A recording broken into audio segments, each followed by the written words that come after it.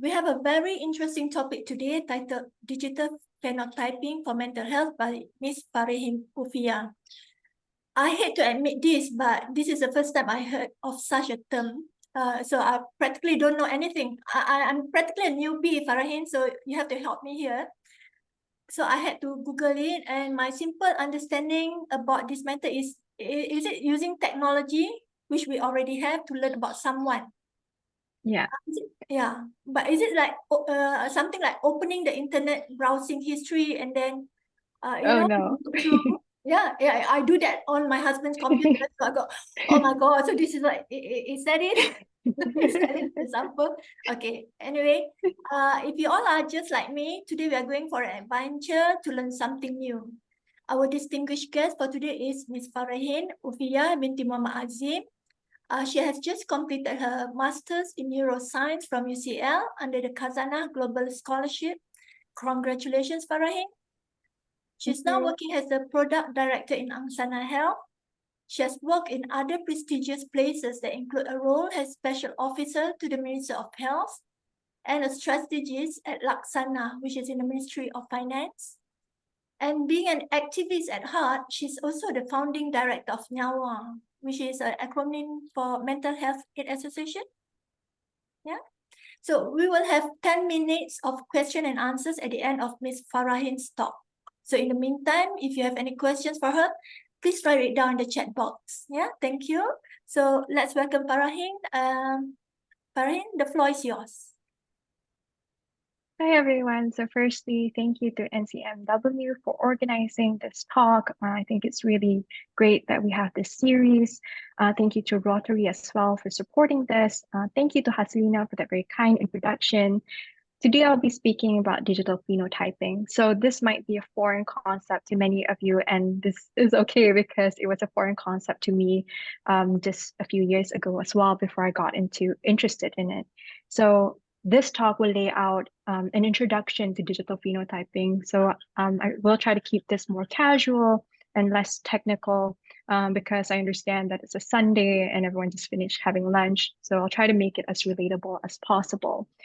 So just to give a background a bit, digital phenotyping is related to the work my colleagues and I are doing at Angsana Health. And the reason why I decided to become involved in this is because I believe that this is the future of mental health care or healthcare overall.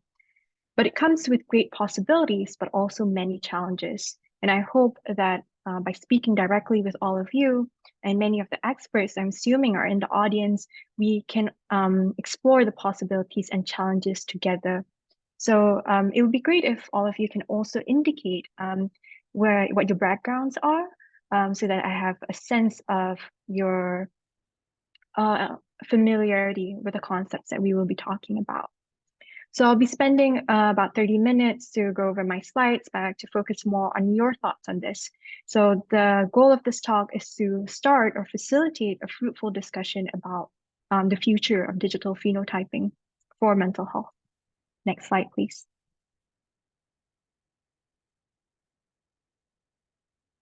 So I'll begin with a quote by Thomas Insel, the former head of the National Institute of Mental Health in the US.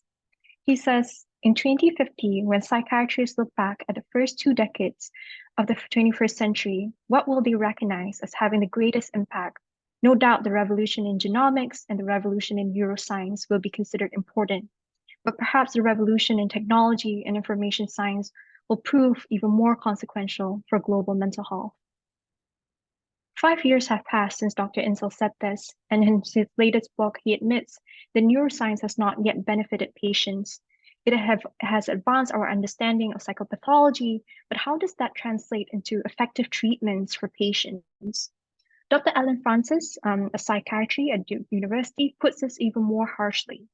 He says about neuroscience that the end result of these last 30 years is an exciting intellectual adventure, one of the most fascinating pieces of sciences in our lifetimes, but it hasn't helped a single patient. As someone who is trained and loves neuroscience, I agree to this.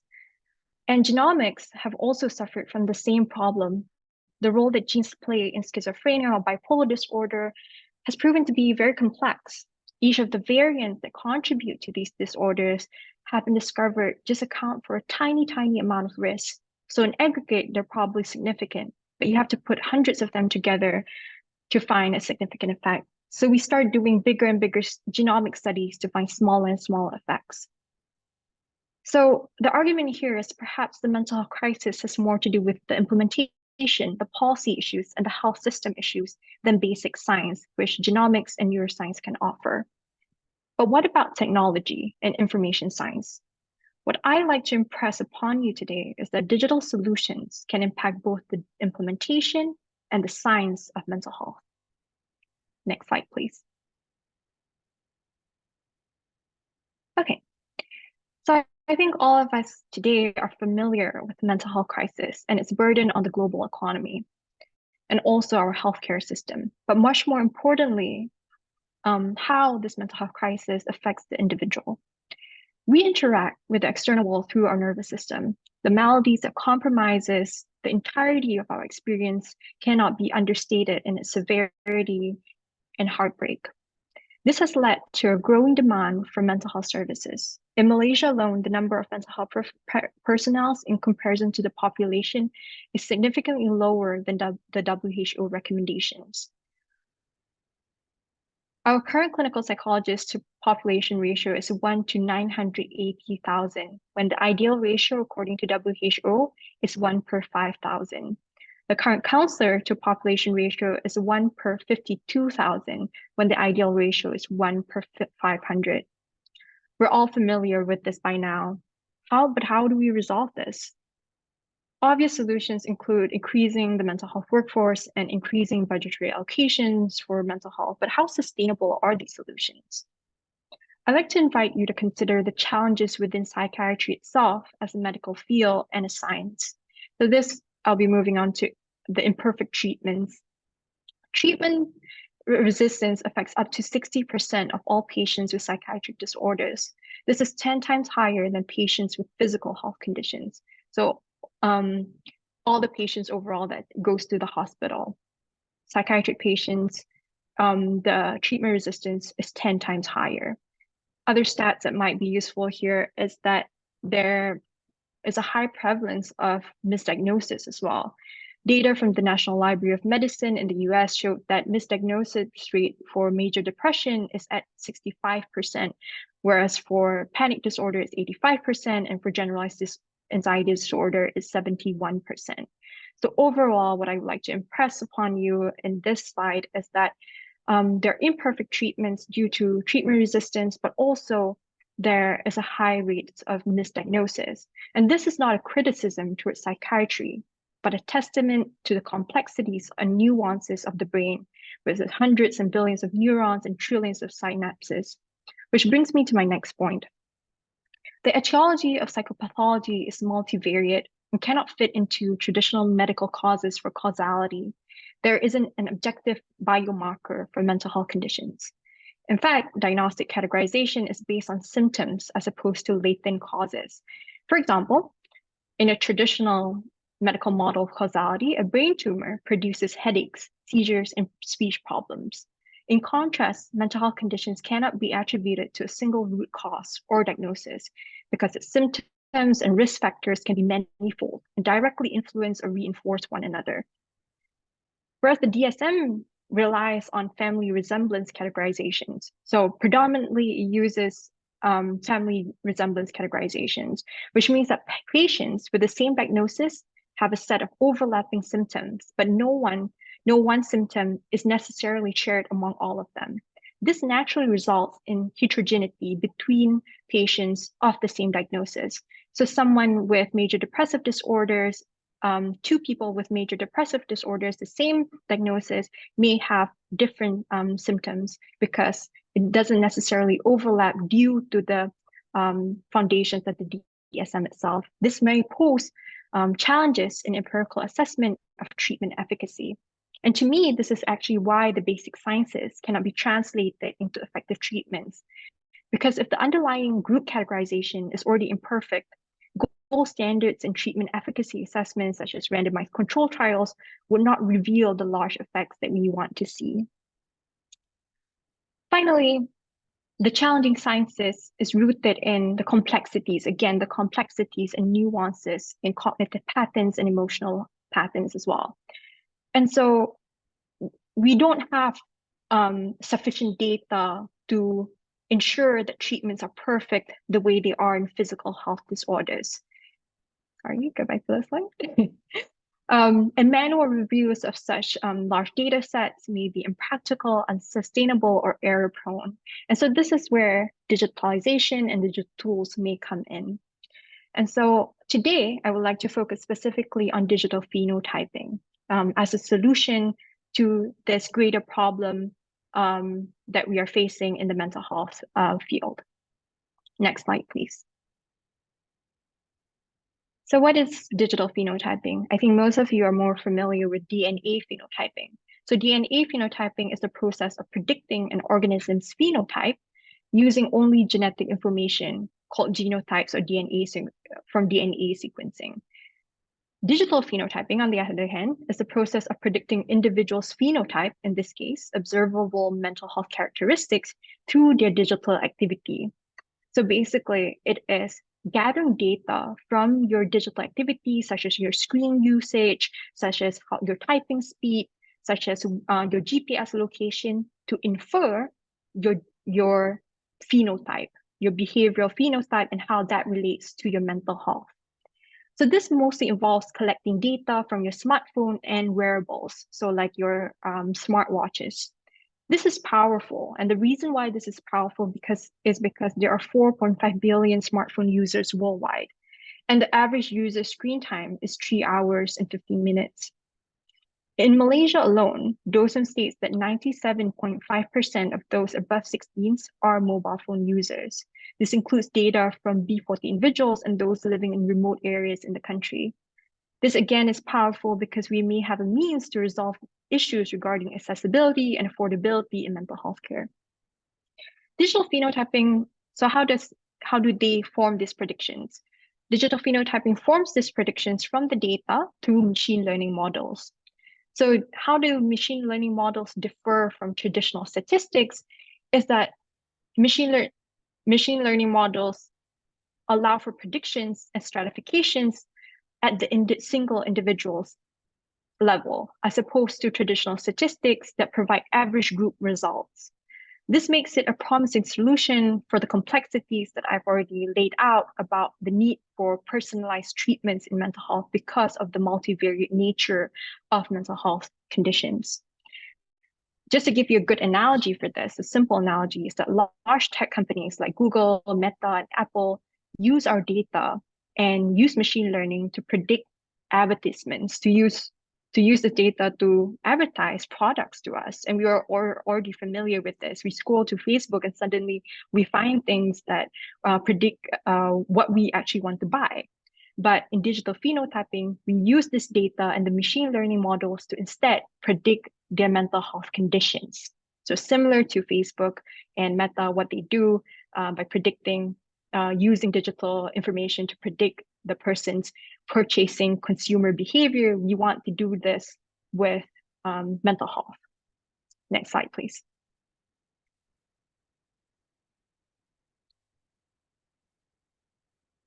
Okay, so digital phenotyping may be seemingly new and seemingly sci-fi written, but it's actually something that is quite well established in both the clinical research as well as industry applications. So there's a wide body of literature that's already dedicated to prove the effectiveness of digital phenotyping and predicting mental health conditions, its severity, its relapse, its treatment outcomes, and trajectories. So in this slide, I would like to highlight some of the findings from the peer-reviewed academic journals, just to give you an overview of how this can be applied. So in this study, the first one, they found that, so they collected the digital phenotyping data and found that greater phone usage, its duration and frequency is strongly correlated with severity of depression. So they're able to detect severity of someone with depression based on data collected from their mobile phone usage. The second one is voice analysis. So of course, we can also collect not only GPS data or phone usage data, we can also collect voice recordings to analyze the tone quality and so on, the speech and tone quality. The literature in voice analysis is already established, but here it's applied to the consumer devices. In some of these studies, what they do is that they get patients to call a number and to just tell them, how are you today? And then they use that recording to analyze their mental health states. So in this specific study, they analyzed the rate of speech and length of pauses to predict manic or depressive states. So a good point here to highlight is that they're not analyzing the content of their response, but the tonal quality, the rates of speech and pauses and so on. So those will cover depression mostly. The next study uses a variety of sensor data from GPS, from call logs, from screen time, from full charging status to predict relapse quite accurately in patients with schizophrenia. One of the methods that is popular in digital phenotyping is predicting how lonely you are based on the calls and text messages you receive across time. So this is applied to schizophrenia and it has shown to be quite accurate. The last study that I want to discuss is voice fluency and articulation for early detection of Parkinson's, also with high accuracy above 80%. So the clinical literature on how voice articulation can be used to detect autism is already quite established, but this is applying it specifically to consumer devices. Okay, next slide, please. So how is digital phenotyping better than the evidence that we have from traditional methods? And I've already elaborated a bit about the current challenges in the traditional way of conducting assessments and screenings. So this time I would like to highlight the 3 advantages. One is that it's real world evidence. Which means that data is collected very close to the patient's daily lives. Your phone is closer to you than most other objects or even people in your life. This type of real-world evidence also stands in contrast to data from well-controlled clinical trials, which may be divorced from the complexities of everyday life. The second thing is that these are objective measures as opposed to subjective self-reports. So traditional screenings involve the patients indicating through self-reports how they're feeling and their subjective experience, as opposed to these objective measures such as how lonely they are based on GPS locations and call logs and so on.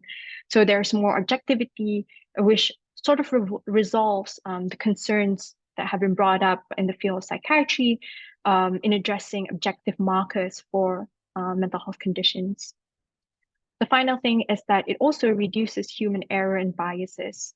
But more so than that, it could help improve efficiency in manual human reviews. And so it could be a tool that assists mental health professionals as opposed to replace them. Okay, that is great, but there are also a lot of challenges in digital phenotyping that we can discuss. Next slide, please. So I would like to highlight first 3 main challenges. The first is, where do we draw the line between monitoring and management as opposed to surveillance? Will digital phenotyping result in medical tyranny that compromises patients' rights to autonomy and privacy? Where do we draw this line and how they differ based on the severity and type of mental health conditions? These studies are already being conducted and these applications are already being developed in the tech industry. So it's time that we talk about this to ensure that regulations are in place to ensure that sensitive data, like mental health data, do not result in further stigmatization and discrimination. So this could go very badly. So if people could detect who has mental health conditions and so on, they could possibly sell this data to insurance companies or to human resource in large corporations to further stigmatize and discriminate people with mental health conditions. So given that these things are being conducted in clinical settings as well as in industry, we need to talk about this more to ensure that regulations and legal frameworks are in place. The second issue is data fundamentalism. Sorry, next slide. Data fundamentalism. So data fundamentalism refers to the notion that correlations always indicate causation and that massive data sets and predictive analytics always reflect objective truth. But one of the most important criteria for mental illness is the subjective experience of suffering. So does this big data actually capture that adequately? Can we actually infer loneliness based on call logs and text and GPS locations, as opposed to actually understanding what is the subjective experience of these patients and users? And it's really important that we do not draw causal lines so distinctively based on digital phenotyping. However, some digital phenotyping researchers as well as industry players are collaborating with universities and using traditional screening tools to compare how digital phenotyping fares against traditional screening tools.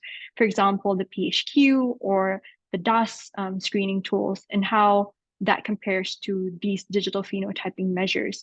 And so far, there has been promising correlations between them. So finally, the last problem is that we, in the advantages, I talk about how human biases can be reduced. But the problem is AI can be biased too. These machine learning models are modeled on deep learning methods. Deep learning methods are modeled on biological neural networks. In that way, it detects patterns and makes predictions similar to the human brain, and that's what makes it so intelligent. But in that same way, based on the training data that it has been fed, the same way we, as humans, based on what we are exposed to, can develop biases, AI can also develop biases based on the training data it has been fed. So this is quite a prominent problem in the criminal justice system, for example, that it might predict unfairly based on races and ethnicity, for example, that someone is more guilty of a crime.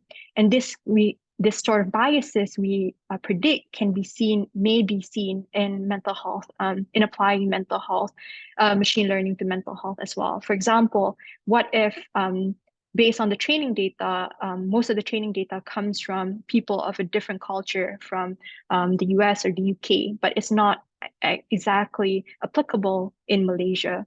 And so these are the problems that we need to understand and resolve to ensure there is diversity in the data sets and so on. But also this bias is hard to detect because of the black box problem. So the black box problem indicates that you cannot understand. So with deep learning models based on the training data, you cannot go back and detect where the biases came from. It's not as clear as traditional statistics because of a large number of data sets and because of the deep learning algorithms. So the same way it's hard for us to detect how a human being adopted a bias, it's hard for us to detect how an AI adopts a bias as well. So these are the challenges that we're facing, but I think what I want to conclude is that it is important for us to mitigate these challenges because, like it or not, digital innovations will keep affecting the entire landscape of the human experience, including mental health. And there's essentially no stopping this. And the applications of such deep learning models have already been used in other applications to sell us things, to manipulate our voting behaviors, and so on. And so it's up to us, the people that care about mental health, that advocate for good mental health practices, to understand the technology and to advocate for good policies and legal frameworks to ensure that it's applied in a good way and we can leverage on the benefits of digital phenotyping. Okay, so that is my conclusion and the end of my talk. Back to you, Haslinah. Thank you, Farahin. I'm still struggling, okay? But yeah, I'm learning a lot of things here. Yeah. And I hope our audience are also learning a lot of things from this, from what you have taught us here. Anybody? Do you all have any questions that you would like to ask Farahin? More details? If not, shall I I have start? a question. Yeah, okay, Danesh, go ahead. Thank you very much. Very, very insightful and something very new to me actually. And I'm just trying to wonder. You know, sometimes we have different moods. We are maybe not depressed. We are happy. At times we are. But when this data is collected, you know, it depends on what state of mind you are in. Wouldn't that floor the data information? Because Yeah, great question. because it's not always you are in the same mood. You are sometimes happy, you are sometimes sad. So when this data collection takes place, and this is all basically based on very, very detailed observation of your behavior, Mhm. you know. So I'm just wondering, you know, would that actually create a sort of bias or inaccuracy in their assessment? Okay, so if I understand your question correctly, is that obviously we have different mental states, even if we don't have clinical conditions necessarily, we go through phases of ups and downs in our moods, and how would that data reliably be captured by digital phenotyping? Yeah. This is actually one of the problems that digital phenotyping endeavors to solve, which is that through traditional screening, for example, if on that day someone is not feeling good and they answer the DAS questionnaire, for example, and then it indicates that they are more depressed than average, for example, and actually they're not. It may be that they have a bad day today, for example. But with digital phenotyping, it collects data every single day over time. And so you detect the patterns daily. So it is a more consistent collection of data and analysis of your behavior as well. So it works on averages over a period of time. Yes, so not necessarily averages, but it understands the patterns that you have every single day. So for example, in that way, it can also detect polarities in mood. So a good application of this is in early detection of bipolar disorder, because bipolar disorder is obviously quite difficult to detect because of the ups and downs in moods. And it's hard to differentiate that from disorders like BPD, for example. And machine learning models have been trained to differentiate someone with bipolar 1, bipolar 2 based on 3 weeks of data sets, for example, because they have a wide variety of training data from people that have these disorders. And so they detect patterns to difference between the different conditions. Thank you so much. Thank you, Danesh. No problem. Anybody Thank you. else would like to answer any question? Yes, I have a question, a couple of questions. Okay, thank you. Okay, the first one, right? Okay, I've been looking at this digital phenotyping, right? Okay, so obviously, of course, the statistics are astounding: 4.5 billion phone users, and then average spending about more than 3 hours. I think sometimes we are in fact spending more. In fact, some of the phones now they're able to tell you on a weekly report how much time you're actually spending on your phone itself, right? Okay. Now, looking at this, of course, I think who's going to take advantage of this first? In a sense, right? Be from the marketing perspective or from the medical perspective. Of course, the intention, even like AI, when people came up with AI, the intention is to help. But then again, it can be very biased. It can be inaccurate. It can be like, there's a lot of different sets of problems it brings in. So the question I'm looking at now is, because the way we're going to use this, right? I look upon it, I may be wrong, is coming, it is skewing more towards the marketing side. Say, for example, the benefiting ones will be the social media. Like you say, if you're on Facebook or something like that, if you watch a video for more than about 15 or 10 seconds, right? Automatically the next suggestive videos are all following that same pattern. If you've seen a dog video or pet video, then the rest all is coming. If you've seen somebody doing some form of dancing, then the rest all is going to come. So that's also a form of digital phenotyping, right? And then how would we, in a sense, use it from the medical perspective? Of course, the intention is to go on the medical side. That would be the first question. So once you discuss on that, then I come with the next question. Thanks. Yeah, I completely agree with your sentiment, and that is already being done by these large tech companies already. So they are not, they've already obtained our consents from their long consent forms, and we already said we agree to them collecting all this passive data because we want to use social media, but we don't know what they're using, what they're doing with that data. Essentially, they're doing it for marketing to sell us products. So even without digital phenotyping for mental health, all these tech companies are already doing it to sell us things. So the argument that I'm trying to make is that no matter what, our privacy and autonomy has already been compromised. And so why not apply it for good, to make sure that we help people that are in need, that we can detect mental health conditions earlier, that we can detect relapse and treatment responses earlier, and so on. So in terms of what are the frameworks that we can use to mitigate the concerns of privacy, right?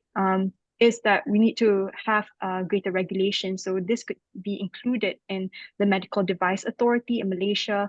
They could have stricter regulations for these types of tools as well. The FDA in the US, for example, even digital tools are monitored by them. So they would have to assess the efficacy of these tools and so on. And so if we have that sort of standards in the medical authorities in Malaysia, then we could ensure that the patient's privacy and anonymity is protected, and they're not selling all this data to other people to market or sell products and so on. Okay, thanks. Can I go ahead with the next question? Yeah, for sure. Okay. Now the thing is, okay, also making comparison to AI, right? All right. Yeah. So when AI became a buzzword, everybody became a self-proclaimed gurus, and they all were talking about AIs, whether they knew it or they didn't know it, and stuff like that.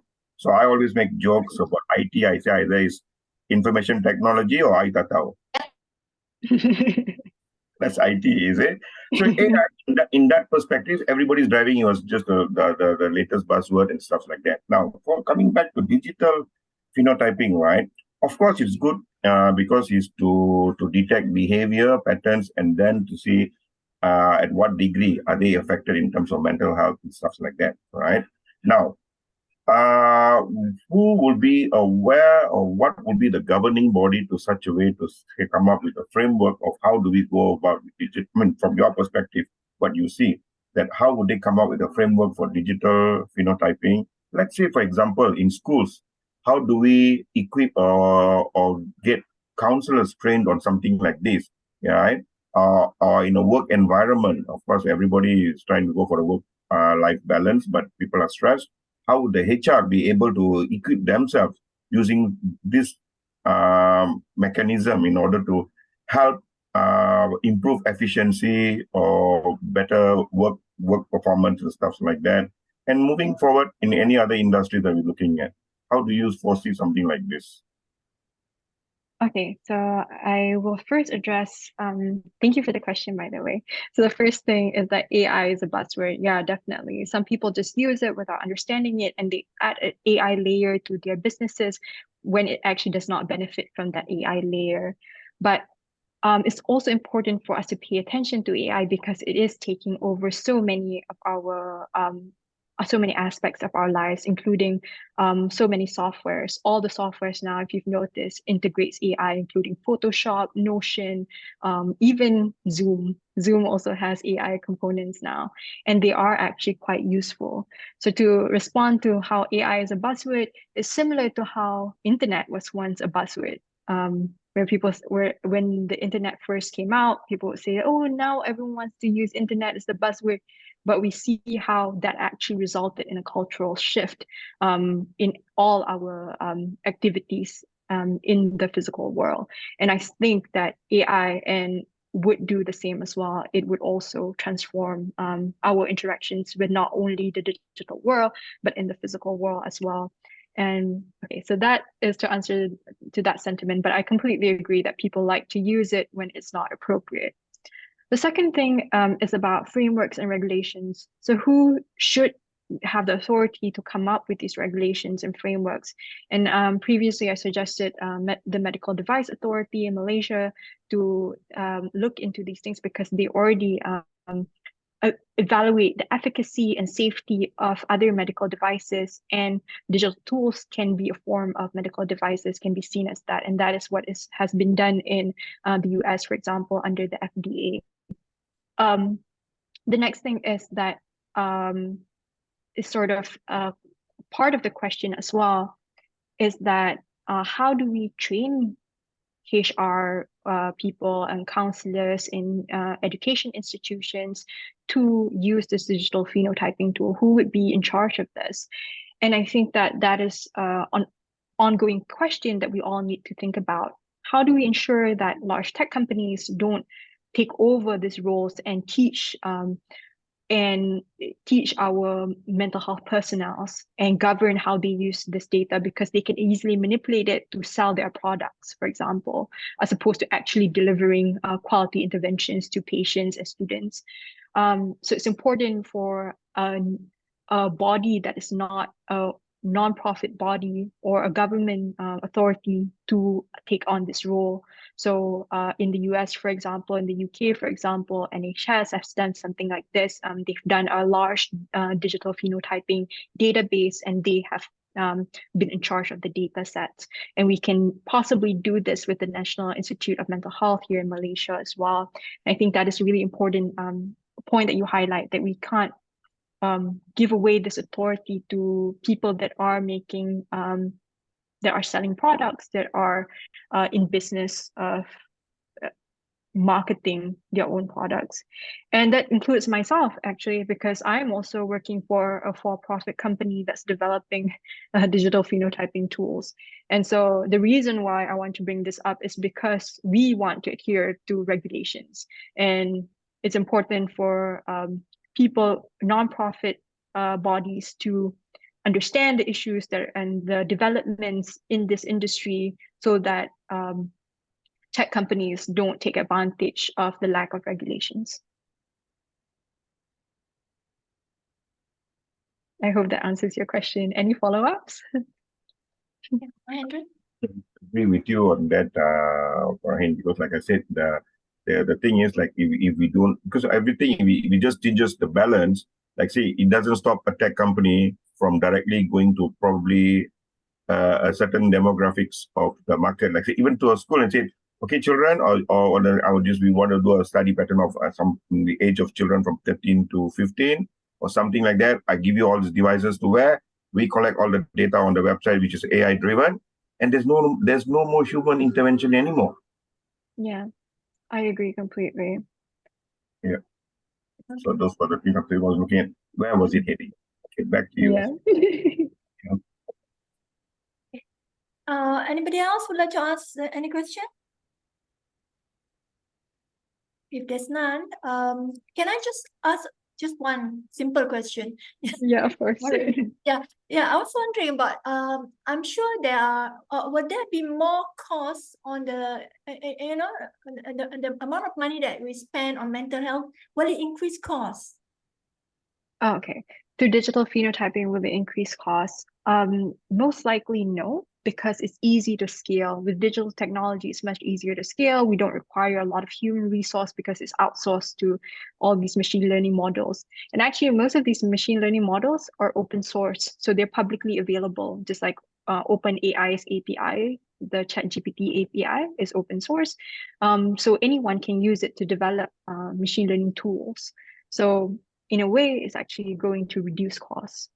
Okay. Okay, so we have to close this session. It's already 2:50, and I have to pass this to Mr. Mahen. What I can see is that there are many benefits that we can get from this digital digital phenotyping. Yeah. So, but I think a lot some of us feels that there are of course the ethical considerations that we should really look into. Yeah. Okay. So now, Mahesh, I would like to pass this back to you. Okay, thank you. Thank you, Haslinah. Thank you, Farahin. I mean, of course, today this is more like it was a bit more heavier than the lunch itself. Okay, because the word digital phenotyping, yeah. So, but this is food for thought, actually. Right. So, what I think, for me to take home for today is good. Is actually tickle the mind to actually keep this word in the head, because this is something which is going to be something big in future, right? And it's going to constantly evolve and get bigger and bigger and bigger and bigger.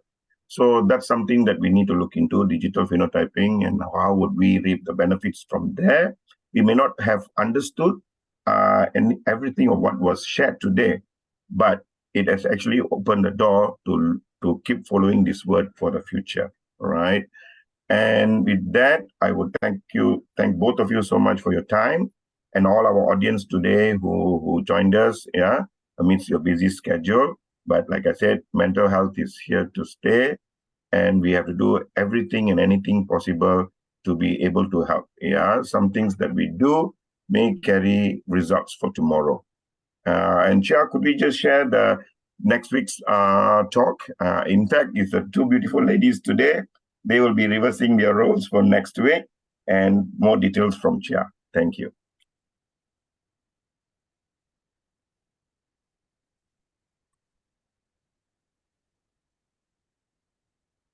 All right, this is the next week's talk, Overcoming Trauma, Telling Your Story. So, of course, we know people are very much shy. They would not want to share something of a bad experience, but at least you'll be able to harness some benefits or information and where to go about if you really need help. So do join us next Sunday, same time, 2 p.m. to 3 p.m. And we will share more details with you as what we've been doing for the last 3 talks. Speaker is Haslinah Binti Yacob, and our moderator is Farahin, Ufiya, Binti, Mohd, Azeem. Yeah. So thank you so much. With this, we would officially end our program today, and you are more than welcome to stay on to ask questions or anything else to interact with whoever's here before we close the session, maybe another 10 minutes or something like that. Yeah.